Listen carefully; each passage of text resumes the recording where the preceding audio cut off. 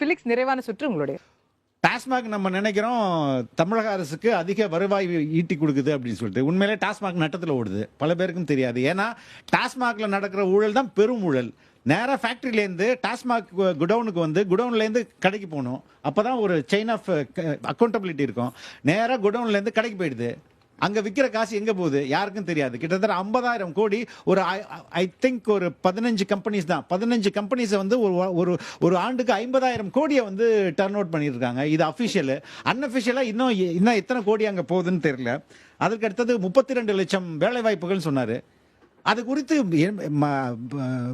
நம்ம சிஎம் பேசும்போது 80 லட்சம்ன்றாரு. யாரு சொல்றது உண்மை?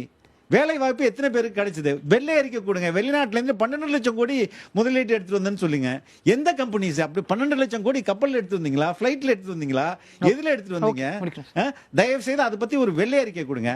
ஜிடிபி பத்தி சொன்னாரு. உண்மையிலே ஜிடிபி இந்த தமிழ்நாடு உயர்ந்திருக்கிறது என்றால் அதற்கு தமிழர்களாகிய நமது உழைப்பு தான் காரணம். இந்த ஜிடிபியை கொஞ்சம் டிவைட் பண்ணி பார்ப்போம். ஜிடிபி டிவைட் பண்ணி பார்ப்போம். நம்ம தமிழக பாப்புலேஷன்ல 40% agrarian population.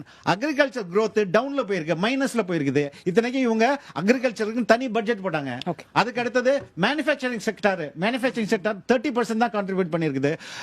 Service industry like முடி வெட்டுறவர், ஸ்விக்கி சொமேட்டோ ஓட்டுறவர், அதுக்கப்புறம் சாஃப்ட்வேர் எழுதுறவர், ஹோட்டல் நடத்துறவர், டூரிசம் நடத்துறவர், இந்த சர்வீஸ் செக்டார் தான் 50% உங்களுக்கு வந்து ஜிடிபியில் ஏற்றமாயிருக்குது ஒழிஞ்சு அது நம்முடைய மனித உழைப்பில் வந்தது அந்த ஜிடிபி. அதனால இந்த கவர்மெண்ட் முன்னெடுத்த விவசாயம் ஃபெயில். 40% மக்கள் அதில் இருக்காங்க.